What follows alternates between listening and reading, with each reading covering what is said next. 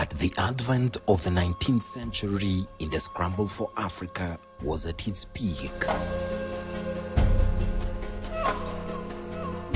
Literally, Kenya, a country in the east of the continent, was in the dark. No school, no hospital, no church. The natives were deep in the practices of African culture and traditions, with little to no hope of civilization in the horizon. Thousands of miles away in the civilized world, a plan was being hatched. A plan that would completely change the fortunes of the East African country forever. This is the journey of the Presbyterian Church of East Africa, PCEA.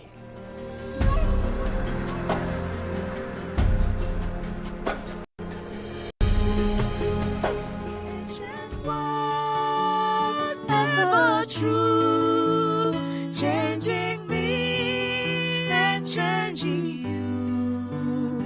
We have come with open hearts. Oh, let the ancient words impart.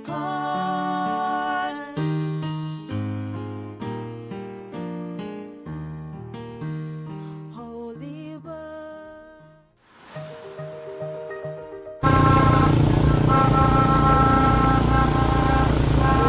In the heart of Kihumbwine, where history echoes through the quiet valleys and the spirit of community runs deep, a remarkable homecoming is unfolding.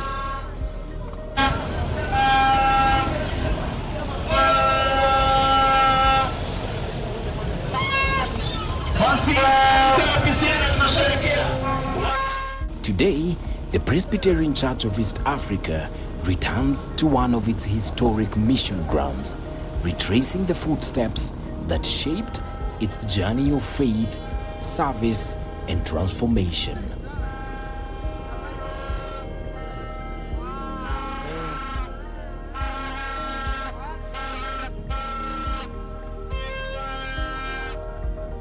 From miles away, dedicated cyclists have journeyed along the paths once traveled by early missionaries and elders.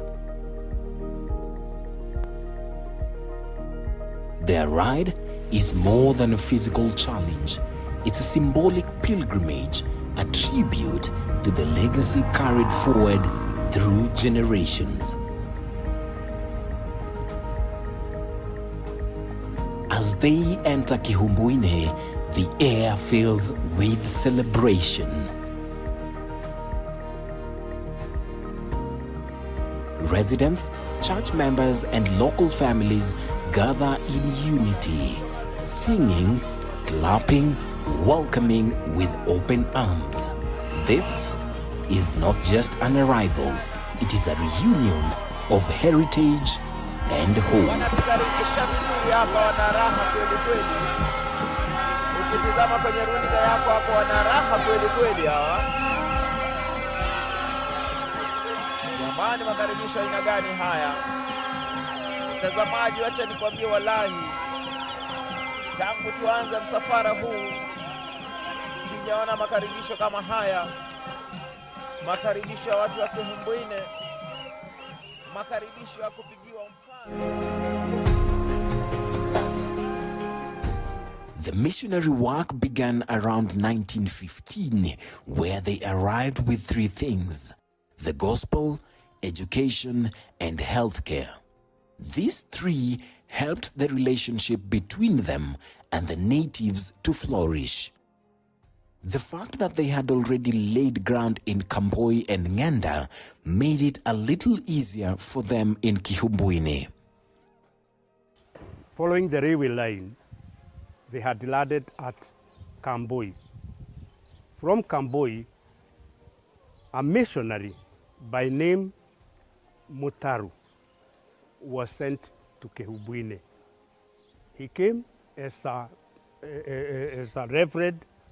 at the same time as a teacher. So the same were combined together. And when he came, he did a lot of work. He did not have any home. People around donated a place where to build. They also donated a land, a piece of land, where you find the church standing. A neighbor donated a piece of land. He was known as Kive. And that small area he donated was the origin of the Kehubwini Church. The area now boasts of a transformed community in matters spiritual, education, and healthcare. You can imagine a referee without anything to move with. He was walking on foot until later he got a bicycle. Then there was another, following him was Elijah Kagiri. Elijah Kagiri was another reverend now who took over from Muntaru. And that one was a little bit better because he had a bike. He used to move with a bike. And he moved around and formed many churches, including Zika, Kegio. He was the one who went all over there, and Kandara, and now Kandara. Now, let's say he did quite a lot of work in the church. We also nurture the schools spiritually. The minister, together with a team from the church, conducts PPI, Pastoral Program by Instruction, which we do in different days of the week. We also give services, preside services, like I will do an evening service. I will also do Saturday services, maybe like once a month for the secondary school, the Caribbean Girls, which is a boarding school. We'll also administer Holy Communion to the students occasionally, or rather we have a program, maybe 1 or 2 times in a term. We also do fellowships, even with the members of the staff. We also do other programs requested. Remember, like in our presbytery, we normally organize training for the board of management members, particularly those who are sponsored by our church. So it's not only the parish that plays a role, we also have the presbytery coming in to do what it can, not only to the schools around here, but also to other sponsored schools within our presbytery. This is a very, very, very, very important development, because there's a reason to celebrate. The Christian education within this place started many years ago, actually in the year 1913. And I want to say that it is very, very, very key to remember and also to appreciate the work that was done then, that continues to be done. And I want to say that even putting all this into records, documenting the journey is a very, very critical thing. And also, I also urge our church to continue promoting education through starting more schools, and also encouraging the church to continue offering the sponsorship like it has been doing, even to more schools wherever possible. In 1946, the Synod of PCEA met at Kambui, and this marked the visible unification of two churches which had very close association right from their inception at the beginning of the century.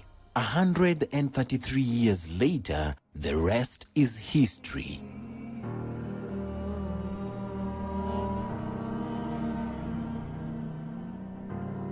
The Presbyterian Church of East Africa is boasting of well over 60 presbyteries across East Africa of over 4 million members.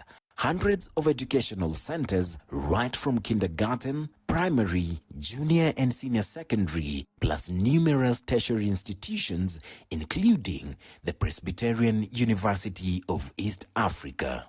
All this thanks to the work started in 1891, 133 years ago. Clearly, this deserves remembering, retracing, retelling, and rekindling.